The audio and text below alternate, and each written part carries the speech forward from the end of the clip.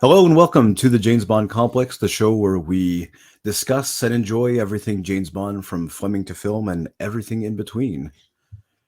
I'm all alone, so there's no ooh today, but Oh, hey, I've got a special guest, David Zaritsky, here to review Quantum of Solace, because we've never done a Quantum of Solace review here on the show. So thanks, David, for being with us. you're welcome. Wait, you've never this is the first Quantum of Solace review after all these years? This is the first time as the James Bond Complex we've done an official Quantum of Solace first time review. I've done it as That's What She Said review. But I've never done it as an official review, so that's a different animal as a review. It's not the same. It's not the same structure, and it's not the same. I don't want to say the same arguments, but they're different arguments. Yeah, because it's an argument you can't win if you're doing it against your wife. Like I won't back down as easy. But thank you for choosing me as I guess the quasi poster child for this film. Well, I mean, I've always enjoyed Quantum. I've never like I understand why it gets so much slack, and I know why it gets so much negativity around it. Um, I can understand it. I don't like that it does, but I can understand it. And I rewatched it last week, and it kind of hit me the flaws hit me a little bit harder. But there's a lot of good things about this movie, and I want to start with the pre-title sequence. I think that's one of the better pre-title sequences that we've had in a while with the car chase. I think that it was simple, no frills, just pure Bond.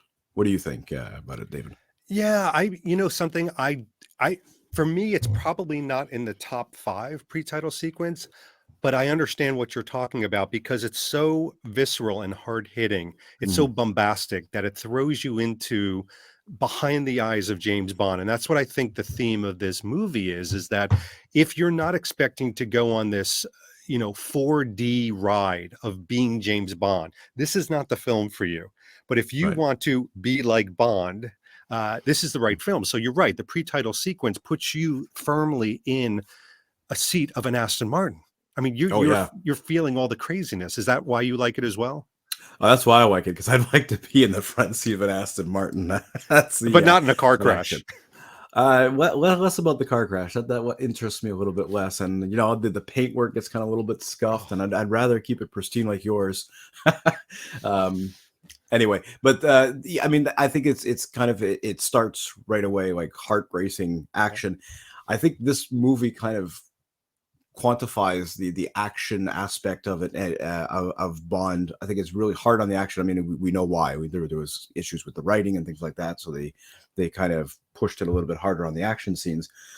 But this kind of like that high tempo, they don't ease you into it. It's bang. You get that little bit of the great David Arnold soundtrack with the kind of that fade into the song. One of my favorite tracks on the soundtrack is that track. I put it on every time I'm going on a little road trip in my little Chevy Sonic, trying to feel like Bond. Right.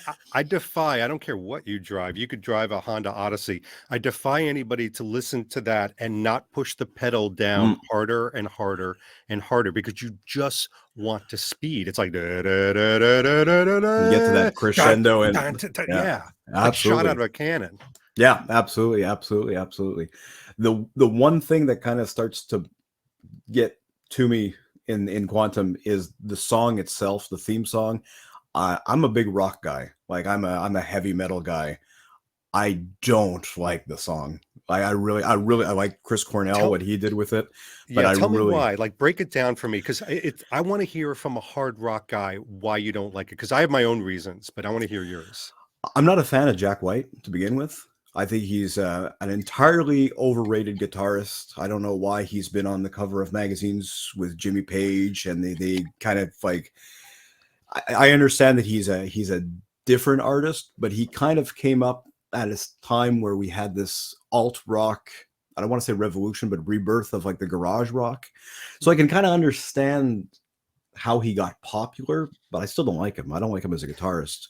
I think there's probably 40 guitarists ahead of him that are more talented in his genre than him. And I think it was just kind of a mismatch with Alicia Keys, because she's got a great voice. And if it had just been her doing, a piano orchestrated song. That's the other thing that kind of left me hanging, is there's not enough orchestration. The Chris Cornell song from Casino Royale is rock, but there's that orchestration behind it. When you see it live with the orchestra, as I did a couple years ago, it really has a punch.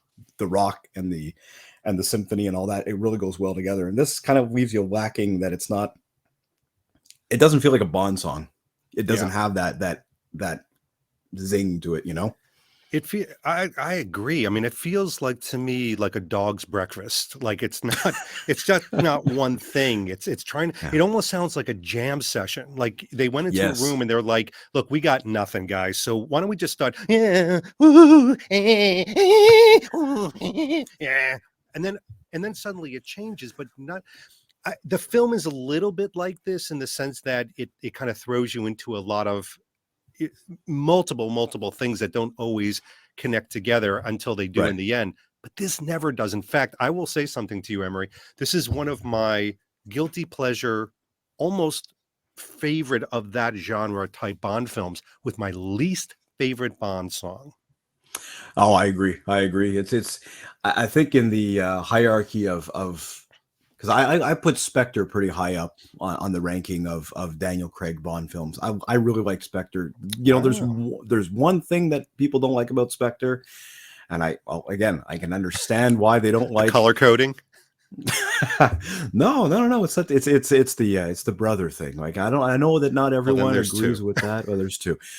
But I think the color issue is a different thing. But I think that it kind of it works for Spectre. It's not that bad. We do get a lot of different color kind of colorations in Quantum. I mean, just the background there, the kind of orange, golden. We see that a lot at the end.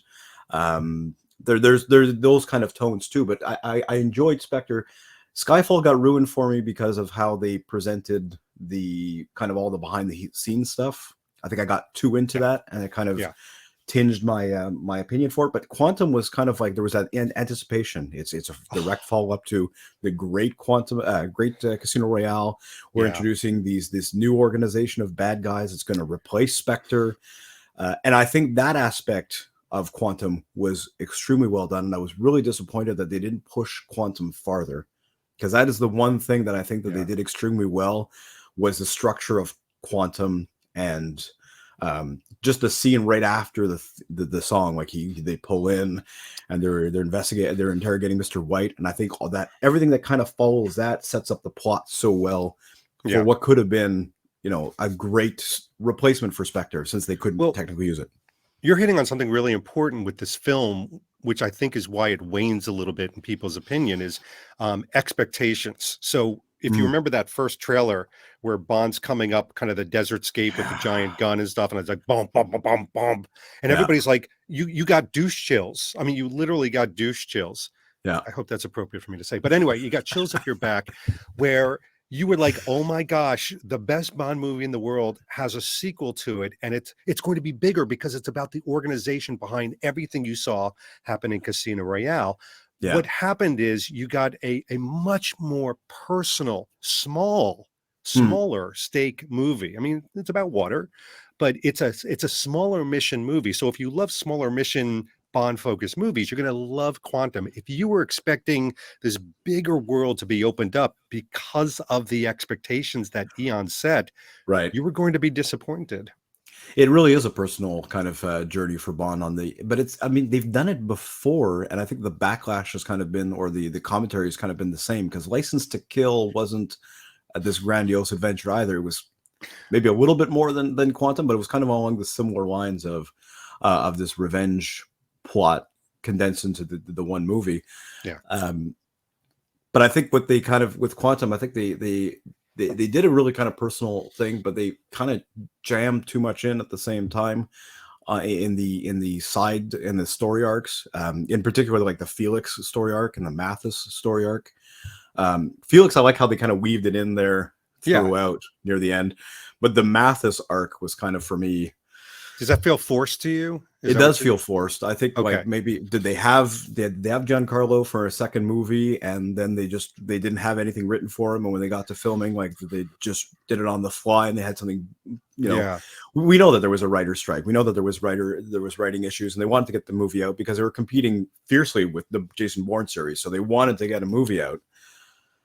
But is the Mathis, is that what I think that's one of the main things that suffers from it, is that story arc doesn't seem as developed, and he seems not well utilized in that movie. I'll give you my opinion on that, because Yeah. I really do like all the weaving of like the Mathis and the Felix Leiter part, but the Mathis in particular, what I think they were showing, what I think it does well, is that Bond doesn't have to be just a company man.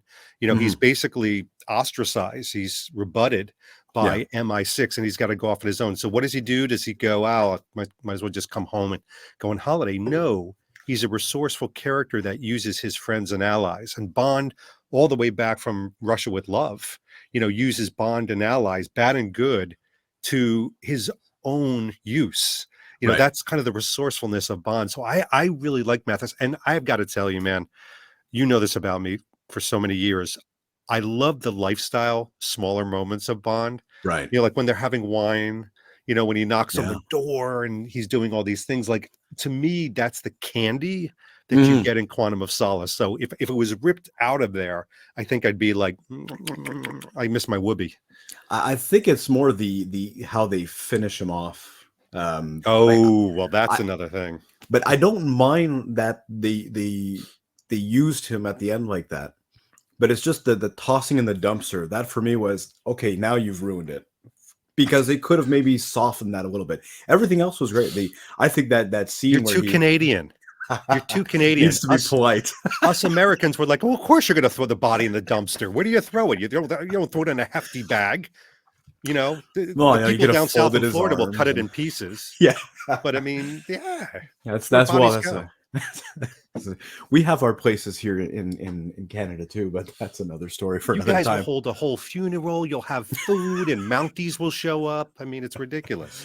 Oh, possibly, but it's the scene where he does knock on the door and he goes and he's having the wine. I think the little bit of comedy between Mathis's girlfriend and with the you're not just serving them expensive wine, that's just cheap wine, that's all you buy. I I think that love was that. that was I great. love that. And they're selling, I think they're drinking Yellowtail, which you can get for like Oh $9.99. yeah. But See, by the way, is there a time when you drink cold white wine somewhere, especially outside, and you don't think about that scene?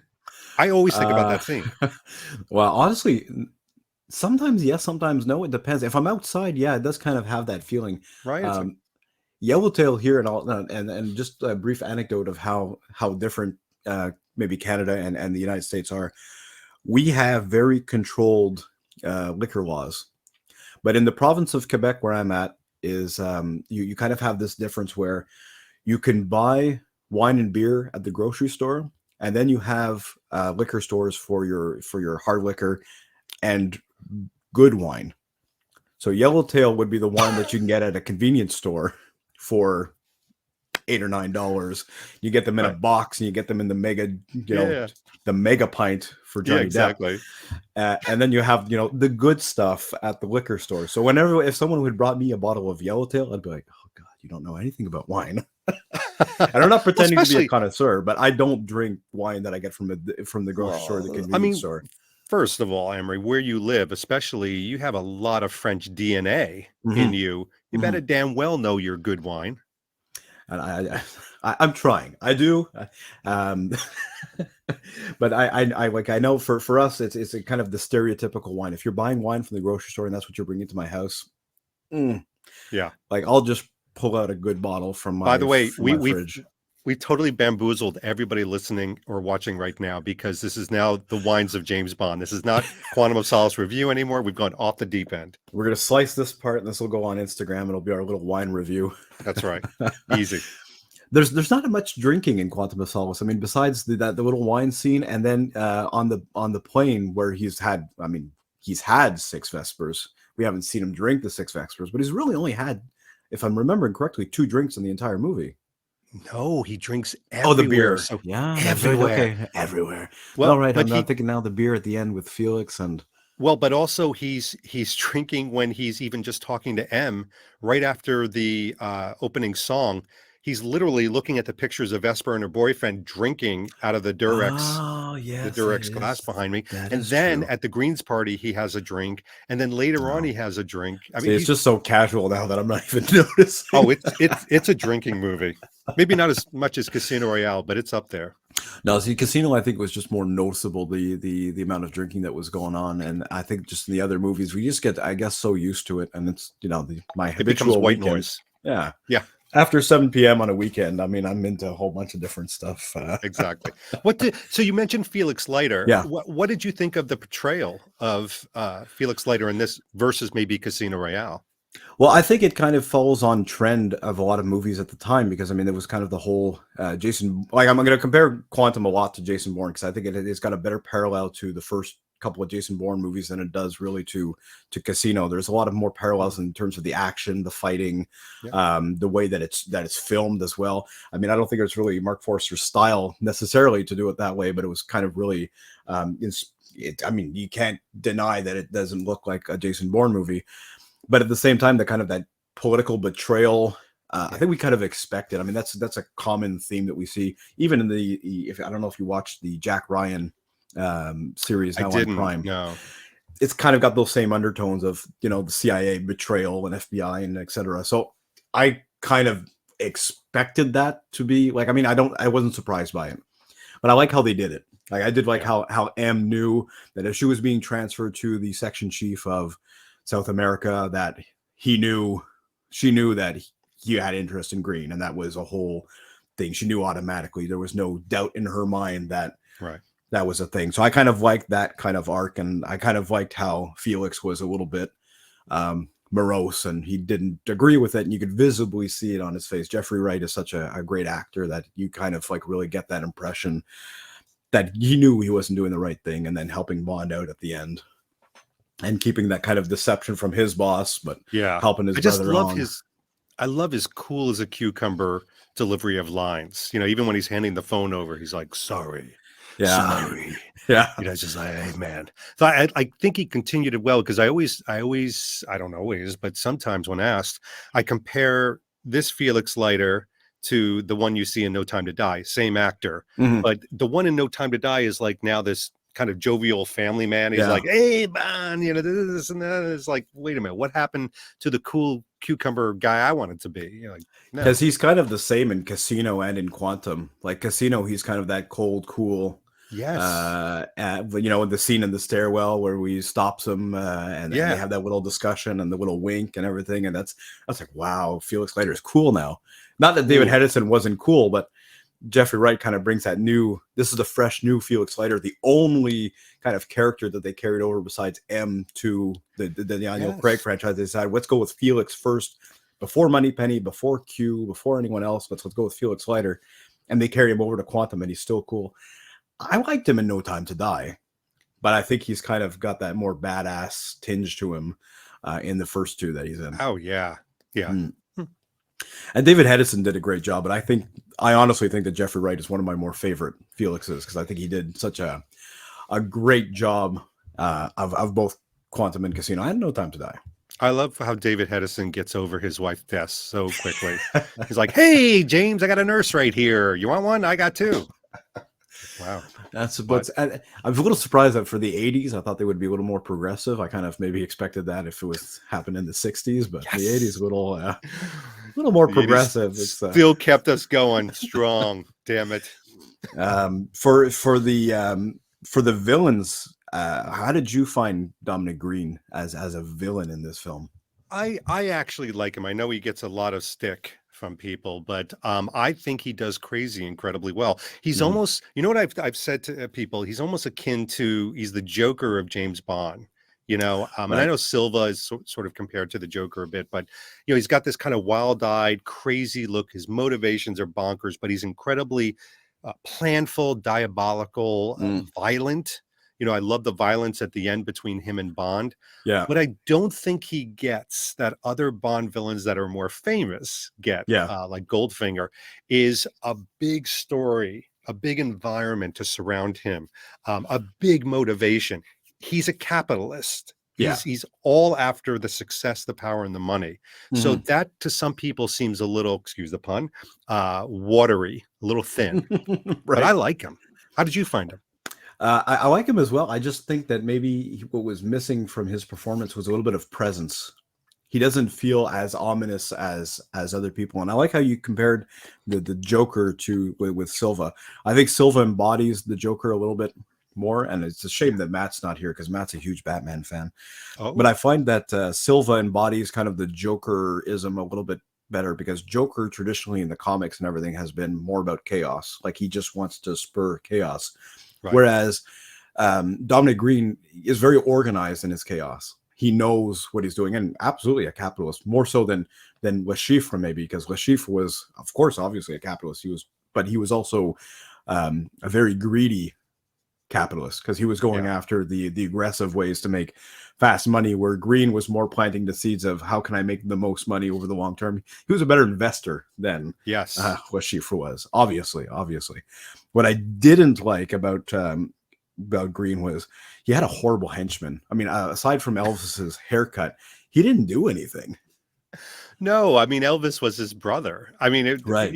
But I agree. Like, everybody says Elvis is the worst henchman, and he probably is, because he really doesn't have a henchman in this Right. film, which is kind of interesting. So there is that weakness of that, but I think it allows you to then focus a little bit more on Green. What I like about Green, two things. I like what they did, and I don't think they did this on purpose, but he's an incredible manipulator of governments and systems. So it really shows how a real bad guy, even financial or government, will manipulate people and situations to his own well-being.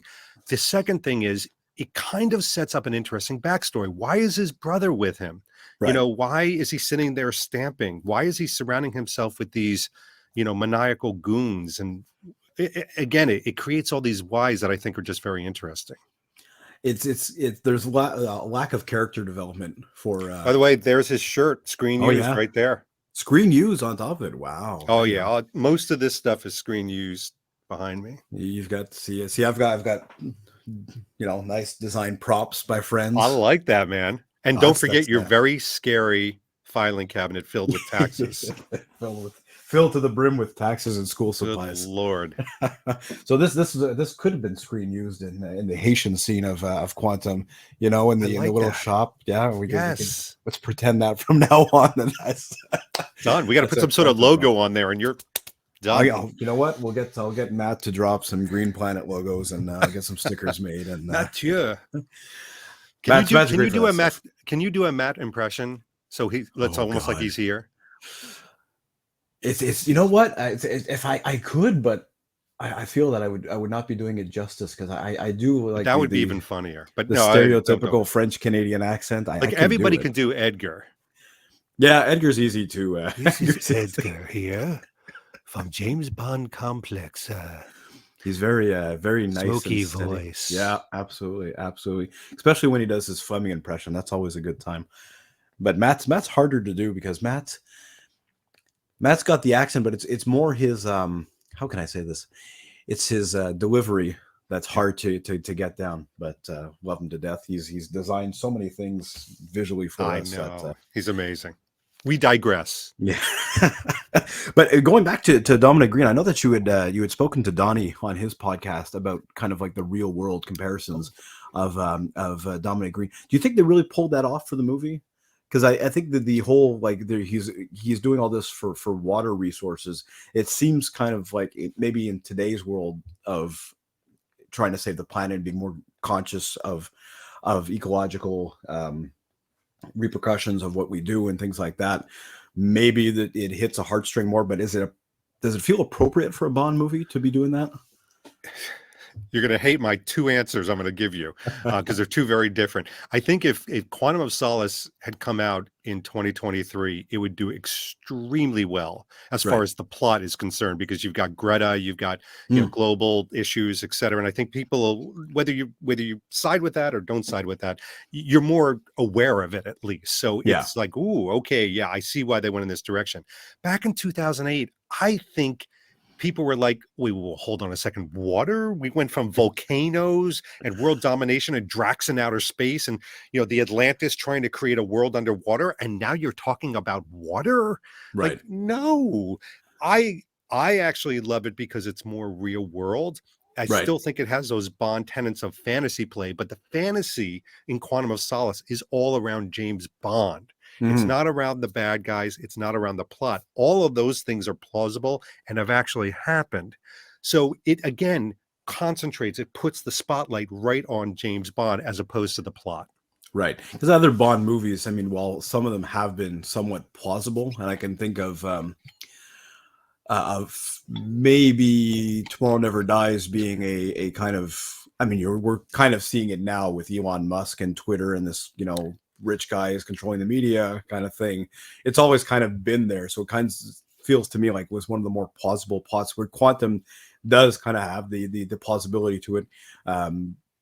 In terms of yeah, I mean, it has happened, or probably has happened many times over. We don't even know about it. So I think that kind of aspect was really interesting to bring. But like in 2008, I mean, no one was really too No. concerned. We were still at war with Iraq, and there was so many other things going on in Afghanistan and all that. That the media wasn't focused on the environment. They didn't Yeah. care. I think people forget, though, when they think of Quantum and go, meh, water, is what was Casino Royale really all about? It was about stopping a terrorist from gaining Mm. more money to invest in more terrorism. I mean, that doesn't Yeah. sound incredibly huge either. No, I mean, Lashif was basically a financial terrorist. He was funding terrorism through finance, and no one can tell me that doesn't happen, or that hasn't been happening, or wasn't happening at the time, because obviously Al Qaeda was getting money from somewhere, so they were financing it somehow. So there was probably a Lashif type character somewhere doing the same kind of stuff, Yeah. And it's 100 million, which look, that's a lot of money, but I mean, that's like the nothing. catering bill for all of our Brown. I mean, it's not a monstrous amount of money. How much champagne were you guys drinking out there? There was a lot of champagne is what I'm saying. That's all. I think speaking about that, just a little side note, our friend Jean from James Bond Quebec was with the James Bond Club France events in October, and gave me some astronomical number of cases of champagne that had been ordered for that event, and I was like, I want to see the bill. That's it. Did they drink it all? I think they drank it all too. What happened with them was they Love had those to guys. they had to change venues because the original venue that they had fallen apart days before the event. So at the last minute, they were able to secure a boat and shuffle the entire event onto a boat on the Seine in France, in Paris. And I think he told me it was 20 something cases of champagne.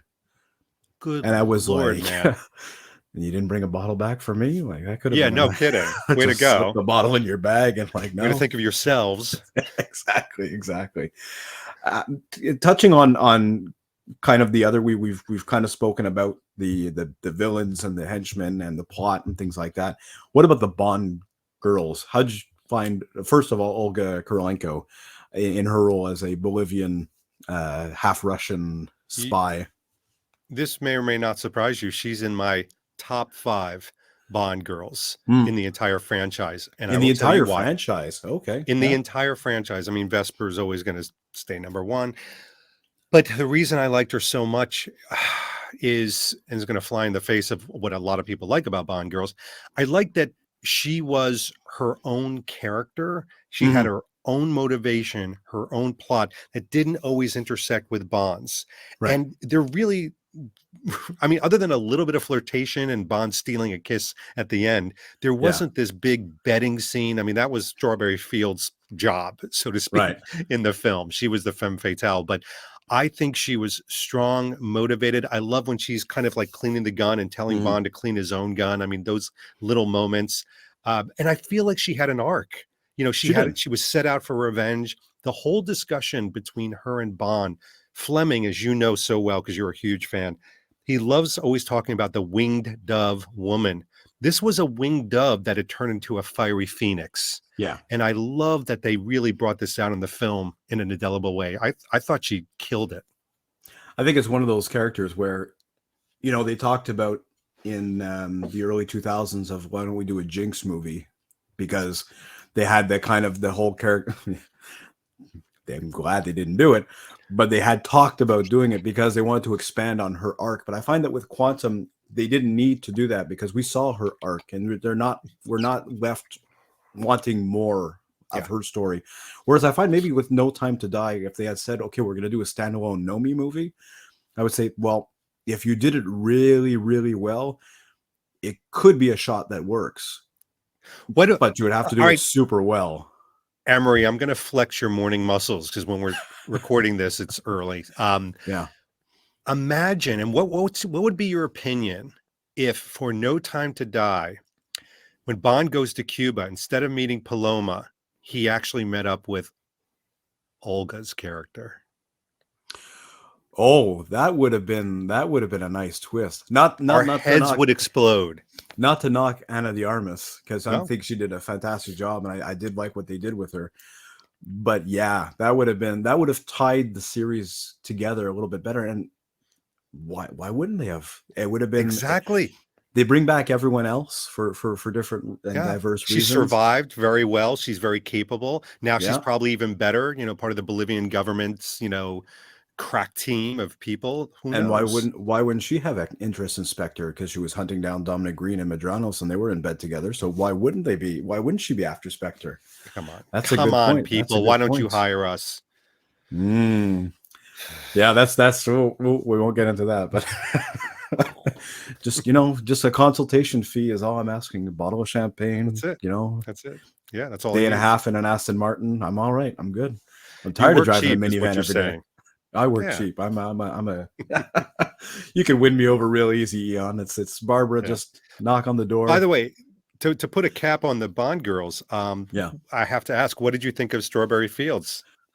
I think it was a good use of just a momentary character. I don't want to call it a throwaway character, but she gave a good performance. Jim Martin's a great actress. It added some color. It added some interest.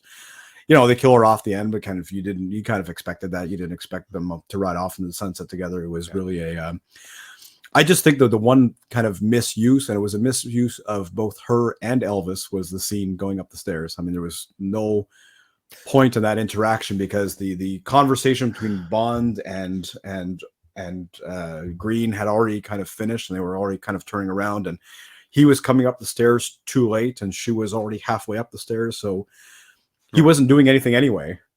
So it was just kind of like, haha, I pushed you down the stairs. She was kind of being a dick. Yeah, it was not called for. It was, come on, doing that. But I mean, her presentation was good. I mean, they didn't waste any time on character development. She didn't even ever give her full name. It was just Fields, Fields. Yeah, like no frills. That's it. That's all you're getting. And that's a great point, Emery. It's like you said, this is a pretty simple character that is going to serve a simple role. So they've even simplified her nomenclature, her name. That's a great point. We knew she was going to be thrown away. She knew she's not coming back for another movie. She's not anyone important. So why waste time on character development? She's there, she's gone. And the way that they use her as a plot device, they covered her in oil, throwback to Goldfinger, but at the same time trying to push them off the scent of, we're not looking for oil, we're looking for something else. No, we're looking for oil. Look, we covered her in oil. Yeah. She's a representation of what Dominic Green actually says, which is everything he touches seems to wither and die. It's like, you're dead, lady.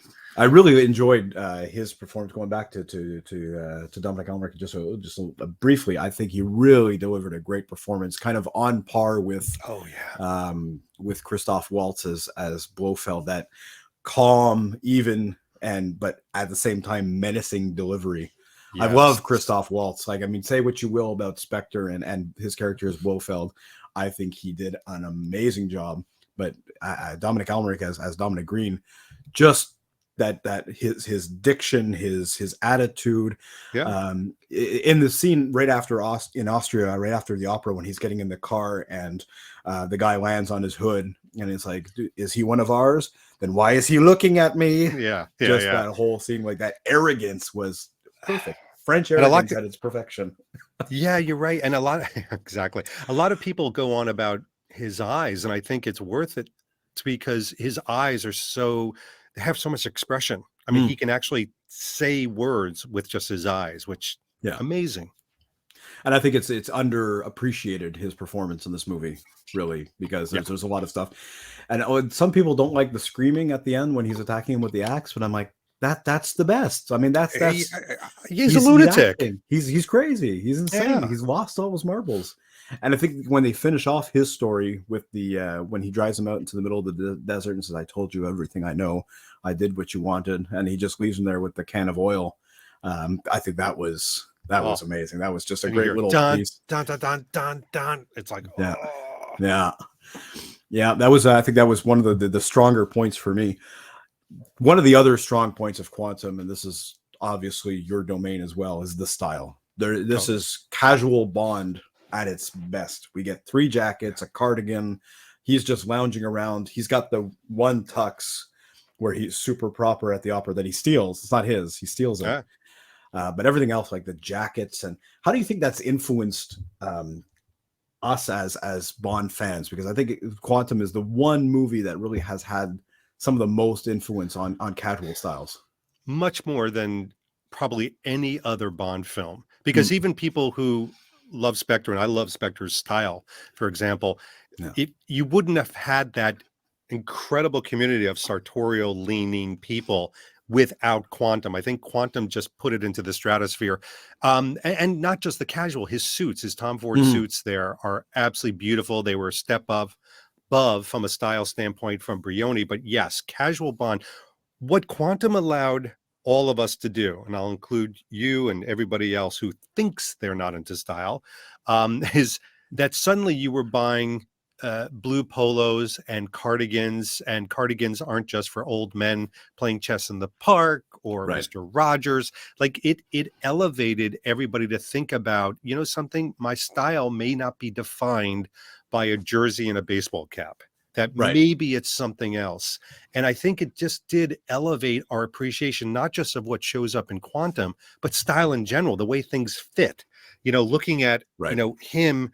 And you can actually see his body, not rippling through there, but you can actually see that there's a human form, as opposed to these, oversized outfits that, we've been wearing all of our lives. So I think Quantum is the one that not only has the best casual styles of any film. I know that's a big statement, but I think it actually is the one that transformed the Bond community for non-style people to think about style. I'll be perfectly honest, this is all anecdotal, but probably around that time, I was kind of transitioning from work in. I was working in the electronics field, where I was working in a factory that was manufacturing and testing. So I was always just wearing like a lab coat and not being really conscious of my style. And I was still kind of in my rocker phase, where it was the jeans and a t-shirt was my go-to, and I had a baseball cap. But then Quantum came out, and since Quantum, I've bought a stand collar jacket, a tab collar jacket, and then I'll go out and I'll see another tab collar jacket. I was like, "Ooh, this one's really nice." And the other night, I was working for another new tab collar jacket, and the jacket at the end of Quantum, I needed a new winter jacket, and I went with something that was beyond my style. I was more into the sportier ski jackets and things like that. And I said, this was a proper adult coat. And it was the first kind of one that I owned that was a proper adult long coat. And Spectre got me into the navy, the kind of the double-breasted pea coat, which I never would have bought. 10 years ago, I would never even have thought of buying that. Or 15 years ago was not my style whatsoever. It was band t-shirts and jeans, and didn't matter if they were a little bit ripped. It was okay. And now, since then, I've bought more khakis and been more conscious of working in an office. Helped me kind of like, well, I'm going to wear a tie like every day. And I wasn't doing that before. You know what Quantum did, because you're nailing it. What Mm, Quantum did was it knocked down the wall of turning us from spectators of a Bond movie to actually immersing ourselves in our daily lives into this what I call invisible Bond, where mhm. you could actually wear some of the pieces that you thought, that from an emulation standpoint, that might look good on me, like the Right. Harrington over my shoulder right now. Yeah. I can't tell you how many different versions everybody's had of these things, and Yeah. it doesn't matter. You don't need to have the Tom Ford one. You just a Navy Harrington will do. You can get Right. one for $29 at Target or Kmart. And Yeah. then suddenly you have a Bond moment, and people were like, "Hold on a second! I can own a piece of Bond from the movie in my Mhm. mind as a part of my psychology. I'm in." And it's the blue polo too. I mean, that was such an Yes, iconic thing from Casino Royale. That was easy. I think right after Casino Royale, everyone bought a blue polo. Like everyone bought a blue polo. It doesn't matter where. Target, Old Navy, Gap sure. had some fantastic one. I've actually got one that's from Schlesinger. That's kind of an old Bond brand, but they make a blue polo, so why not? And this week I was joking on the Penfold Instagram. They'd come out with two new polos, a green one and a pink one. Yes, And I was like, as soon as you make a blue one, Bond community is going to explode because this is what we need. We're going to buy a Penfold blue that's what polo. Gavin Because, needs to hear. yeah. Yeah. So Gavin, if you're listening, I take a size large. Shipping to Canada is pretty okay. Just don't send it by DHL. You would definitely, you would like the Penfold polos. They're I great. mean, I golf when I can. I haven't been able to get out there lately, but lately it's 3 feet of snow or such. But it's a That'll get in the way. different story. I wanted to maybe touch on one other aspect that we really haven't talked about, and that's set design of Quantum. There's a lot of interesting moments and interesting scenes. I think Quantum is one of the more globe-trotting films out of the Daniel Craig ones, because we're kind of bouncing back between the Caribbean and Europe. What did you think of the set design? And I want to start in Haiti, actually, when am I thinking? Yeah, when he's fighting with the unnamed Slate. agent that he doesn't speak. Yeah, with Slate. Slate. Yes, and the hanging off of the ropes, and he Oh, grabs the no, gun. that was No, Mitchell. that's before. Yeah, that was Mitchell before. Excuse And me, that's in Italy. Siena.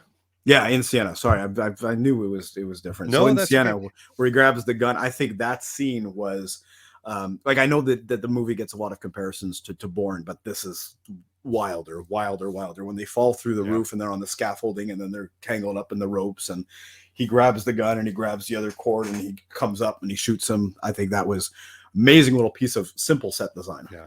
I loved it. I mean, I love the set design in this movie anyway. The end, obviously, in the place that blows up, the Hotel de Yeah.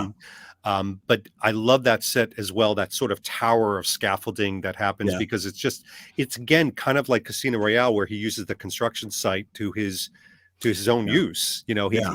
Bond is somebody that is trained to use his environment to get his mission done, and that is a perfect example of that. I love Siena as a backdrop. Siena looks Yeah. exactly like the medieval city that it is. The way they used location, environment, and sets in this is seamless. Mhm. Even London just doesn't, the rainy coldness, Yeah. the icy blue of London. In Skyfall, the way Mendes shoots, and Spectre Mhm. too, London, it's a love story. He loves London, so you can Yeah. see in this perfect light. Anybody that's been to London knows it can be a rainy, cold Charles Dickens type place, Yeah. and I think Forrester really shows that in his set design and the way he sets locations. So yeah, A+. Yeah, I think the gloomy London is the stereotype that we think of, but it's a love of.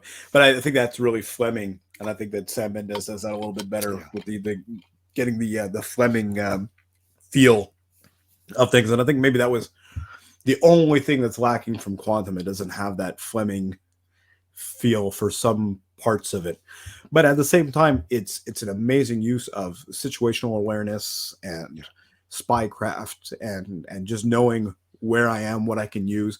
Even the fight with in Haiti with Slate, there's Yeah. a good use of the room. I mean, it's just a plain hotel room in Haiti, but he uses everything around him to get this fight off. it would have been nice to maybe have some dialogue to go along with Slate rather than just. Meh. But M, already scolds him for it, so we don't have to go any further. Exactly. But I think those are those sets, even the set underground when he first arrives in Siena, and he drives through the tunnel and they're interrogating Mr. White, going through all those little tunnels underground and things like that was, I mean, great use of the space. I don't know if that's exactly what's under there or if they built that set, but a lot of stuff was the hotel was a great use of space. It felt really, really empty. I know that they explained it that way, but at the same time, it could have been more than one staff member working there. I was kind of expecting to maybe a few more people guarding the hotel. Go home. Let's just keep one waitress and all the security in the garage, and that's it. Exactly. That felt weird to me. That felt a little weird to me. I'll give you that. Yeah. But stylistically, I mean, it looks fantastic. The opera is they couldn't have picked a better spot to do the opera. The opera's a lot of people's favorite scene of the movie because it's so stylistic, bombastic in its action. Love it. But also going back to the aspect of how Quantum could have been a better use of kind of like this organization to replace Spectre. Because I don't know how advanced they were in the negotiations to buy the rights back from McClory at that point. But they kind of really laid the groundwork for Quantum to be the future operation that he's going against instead of this, individual political country. Let's go against Quantum. And I think that scene set it up perfectly. I mean, these guys are so discreet that they're meeting in plain sight. Exactly. Which I think, this whole movie is about things in plain sight. I mean, there wasn't a lot of hiding. I mean, they're on a dock in Haiti, having these conversations and action moments. So it wasn't like the From Russia with Love in the Shadow type film. This was in your face. And how do you feel they as a standalone movie compared to Casino? Does it have to stick with Casino for it to be relevant, or does this hold its own? Even as a Quantum fan, I think you need the positive baggage of Casino Royale to truly enjoy Quantum. If this was Daniel Craig's first James Bond movie, people would think like, oh my gosh, they went all Mission Impossible 2 on me. Yeah. Like it's just, this John Woo kind of like flying around by the seat of your pants. What Happened to Die Another Day? The fantastical stuff. Can you imagine? But I think Casino Royale brings so much positive aspect of who Bond is, who Craig's Bond is, especially that you kind of need the two of them. And which is why so many people who have revisited this, what they've done very intelligently is said, I'm going to watch Casino Royale and then I'm going to go get a snack, go pee, and then I'm going to come back and watch Quantum of Solace. Well, I think they complement each other. I think Casino stands its own as a standalone movie. If you watch just Casino, that's fine. You don't need Quantum. But at the same time, does the end of Quantum finish the loop that starts in Casino? Because Casino, we're kind of left on the cliffhanger of he's found Mr. White. Now what does he do with him? And we kind of we get the Bond theme, and that's it. So we're kind of left on the edge of how does it resolve, even with the end with the Vesper's lover. I think that really does a good job of like closing that loop and giving us that finality of that story arc is done. 100%. I agree with you. I think what it does is it sets up for Skyfall, which it is, that now the next Bond should be Bond on a mission, and he's got a clear sight ahead. Like he's put that other stuff to bed. I know they keep revisiting it a lot. They revisit Vesper and Spectre and of course No Time to Die and all this stuff. But I think that puts a nice little bow on it in Quantum. I think that Skyfall stands very well on its own. It doesn't need the previous two, and doesn't need the last two. Spectre does as well. Yeah. Because I don't think that the Vesper mentions are as strong as, obviously No Time to Die, it's very heavy on it, but No Time to Die kind of closes off everything. Like they close off, they shut, as I was watching it in theaters, I'm like, okay, they've shut that door, they've shut that door, they've shut that door. You kind of, like, I didn't know he was going to die at the end, and spoiler alert, if you haven't seen No Time to Die, what's wrong with you? What's wrong with you? But at when he dies at the end, it's kind of like, I don't like it, but I understand it. Like there's closure, but you don't want it. You don't want that closure. We obviously know that there's another movie coming, but you kind of get that closure of it's over. but you knew it was over. There's nothing left to hang on. There's no chance of this continuing. They've killed Felix Leiter. They've killed off the Vesper Link. They've killed off Spectre. They've killed off Blofeld. Everyone's dead. Like there's no trace of anything left over. It's all done. The only thing that kind of left me wanting was, well, I am messed up. We're not gonna revisit that. Like he's kind of wish there was like a sequel to like scoop that up, or that's where I kind of think that a Nomi side movie would be like, oh well, we can clean that up, but at the same time as thank you, you're stretching the continuity, or you're stretching that universe, and I don't like to use the universe words because I mean that kind of makes it too Marvel or too DC, but I don't know if I could watch an entire movie about an impetulant 00, but I hear you. Yeah, I think that's one of the major. I mean, I think she did a good job, but I think at the same time there was a little. That's another episode. That's another episode. Exactly. I think that kind of for me. Kind of wraps it up. Did you have anything else that you wanted to mention about Quantum? The only other thing that I'll ask you, just to kind of wrap this up a little bit, is, I mean, my feelings of this film. It's it's not in the reverent, hallowed ground, biblical Casino Royale cathedral for me. In other words, when I watch Casino Royale, I'm sitting there, I'm just watching Casino Royale, and I don't even pick up my phone. I'm just like, no, this is it. With Quantum of Solace, I can kind of dust. I can clean up. I'm checking Instagram, looking up every now and then. Oh, I remember that tower fight. Like, to me, it's just a fun kind of piece of enjoyment. How do you like it? Like, out of all this, I mean, are you a fan? Are you not a fan? You know what? That's you make a super great point, because most of the time, if I watch a Bond movie, I'm watching it with my wife. She's watched since we got together in April of 2006, so it kind of coincided with Daniel Craig's start. So we saw Casino Royale in theaters, and we've seen every movie in theaters together. So it's been a great tradition for that. So generally speaking, if I'm watching a Bond movie, I'm watching it with her no matter what. It's a once every weekend, once every second weekend kind of thing. We're watching a Bond movie. Yeah. For the first time in a long time, I sat down and I watched a Bond movie alone.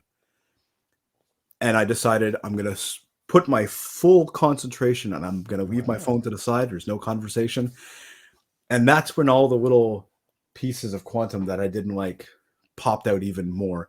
Because I remember the last time I watched it with her, and I enjoyed it. I was okay with it, but there was that kind of like casual distraction. This time it was just me, a beer, and I put my phone to the side, and I tried not to be distracted. I tried to enjoy the movie on its own, and I was very tempted to pick up my phone because there was parts where like, this is kind of slow. This is kind of, this is background noise for me a little bit. A Bond movie, but background noise, It's so funny too, because there's a saying, and I did not quote it because it's too good. It's something like, nobody hates a Bond movie as much as a Bond movie lover. Like, we're so analytical. We analyze these things to death that we're just going to be like ping, ping, ping, ping, ping. But yeah, I hear you, man. It's listen, this is what's great about the Bond community, is that we can have so many different opinions and points of view and still be good friends. Absolutely. I mean, there's never been a discuss. Well, I won't say this fully, but there's never been a discussion with frank Bond fans that I've had, even if I've been not in agreement with their opinion, where I said, okay, I'm never talking to this person ever again. That's only ever happened on Twitter, but Twitter's a cesspool. Animal. It's a different animal. I mean, we got out of there, and I don't think things are getting any better with Twitter. But there's so many things wrong with it. But I think like I've had many discussions on Instagram and on Facebook and in person. And I mean, I'm a grumpy guy, so sometimes like really, I don't see that. Oh, you're lucky. Ask anyone. Like I can get. You're nice to me. Yeah. Oh, absolutely. I'll tell you what, though. You tell your posse, people. I said posse. It's not R-rated. You tell your posse, Edgar and Mathieu, and especially Jason Kim, that this was a great conversation that they missed, and they're the ones that lost. Yeah. I think we have to put this on YouTube just to like look at how much fun we had. Dig it in, see all of our smiles and our are waving hand gestures. Exactly. You think Yeah. that we were two Italian old men sitting and talking about politics. The way Yeah, our hands are going. yeah, exactly. No, but I mean, like Quantum. I mean, it gets a bad rap from a lot of people, and there's a lot of people that have. But I mean, there's a lot of people that enjoy it as well. I think Corey Kraft is a big fan of Quantum as well. But I mean, he's got the jackets too, and My God, when you said Corey Kraft, I'm thinking like, is that the singer? But that's Corey Hart. Never no, mind. different Corey, different Corey. Yes. But I mean, like I think even like even the Omegas in this movie are great. Right. I think Skyfall's got some better ones, but I mean, we've got the Planet Ocean. I really like the Aquaterra. I really like I mean, Aquaterra is gorgeous, Aquaterra. but them's fighting words, man. Yeah, but the Planet Ocean is nice. Like I mean, like there's a lot of things Great. that I have gone and gotten with kind of the watches that mimic those diver watches. Yeah, the And I think, emulation like, ones. Yep. exactly. But I'm like, well, if I was to add this strap or this strap, then it would look like this movie. And I've got one that I'm looking at buying a strap that's very similar to the one in No Time to Die, just because I really like, not the Milanese strap, but the NATO strap, the kind of yes. color. I really like that strap for whatever reason. It's just calling to me more so than the Dr. No and again Goldfinger one and the Spectre one that I currently have on it. It's kind of like it opened my, because I was a watch fan, and I've got a really bad Omega copy from the kind of the GoldenEye era that I wore for a very long time. But then I got into more well-made watches. I've got a nice Casio that I think everyone has. Who doesn't have an Omega has this particular Casio watch, and they make it in the black as well. That looks like the that kind of would pass for those kind of quantum vibes with if you change the strap just a little bit. And I think that kind of opened that world too in style size. It's not just the clothes, it's kind of like all the accessories that go with it. You kind of want to be, Quantum was the one, because Casino does a good job of it too, but he's wearing a lot of suits in Casino, and he does have the blue polo and the long sleeve polo at the end. And but he's almost all casual for good parts of Quantum.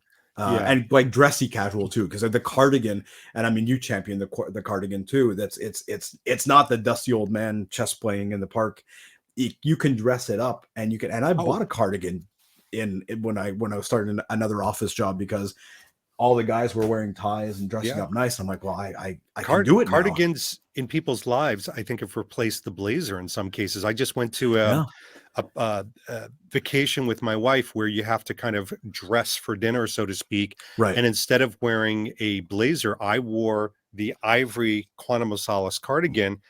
Compliments galore, because it's dressed up, it's still got the lapel, but you're not sitting there with like, the blazer, cutting your rubber chicken. It's like, you're not tight, and you're not all you kind of like casual, but dressy casual. Yes. And I think like even go farther into even Skyfall's got some great casual. I mean the whole end with the nice sweater and with the casual kind of hunting jacket, and like he looks like he's going to go out and shoot grouse. Yeah, exactly. The setter shorts and stuff like that. Setter shorts and and those are all easily paralleled. And as you mentioned it before, I mean, you did a whole series on Old Navy and Target back in the day. Yeah. Some people might be too young to remember that, but I mean, this is the stuff that I grew up with after Casino Royale and Quantum. Right. I was watching James Bond lifestyle video podcasts with Mr. David Zaritsky, showing that you can get Bond style everywhere. And I got the tab collar jacket to match Quantum. I got it at Old Navy, and then I got another tab stand collar jacket that ended up not being black, but looked black in the store. It ended up being brown. Worked for another movie, but it was kind of like the same. I wanted a bomber jacket that had a stand collar because of the movie. So it ruined us. It ruined us. It ruined my bank account for a little while there.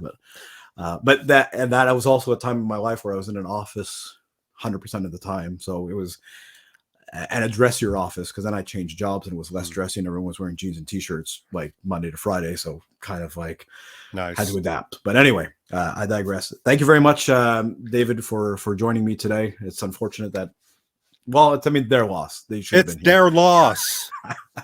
Is what I'm saying. Thanks for being with us today. You could join us on this. Might be on YouTube. Probably will be on YouTube. Definitely going to be on YouTube. You can listen to us on Apple Podcasts, Spotify. We have people everywhere. Facebook, everywhere. Facebook. the James Bond Complex, Instagram at the James Bond Complex. I'm on Instagram solo as well, but it's going to be a mix of food stuff. And in the next, as this comes out, you will have seen a bunch of photos from I'm actually going to a trade show next weekend. So last weekend for when this comes out, or the weekend before when this comes but it's all wine and spirits and whiskey and things like that, and Nice. it's all local, so there's local gins. And I mean, if you've not been to Quebec and had the local gins, we've got probably 100 varieties of gins just in the province. So gins galore. There's going to be champagne, there's going to be whiskey, so great way to live up the Bond lifestyle. So my Instagram's going to be full of that in the next couple of weeks. So give us a listen, leave us a Golden Gun 5-star review. And of course, you've got to follow the Bond Experience as well on your social media platforms. You probably are already. I mean, no, not necessarily. I think anyone who listens to us listens to you too, David. But anyway, but thank you for having me on. This was absolutely. So much fun. What a great way to start a Saturday morning. Truly. Absolutely. Well, thank you for your time, David. Thank you.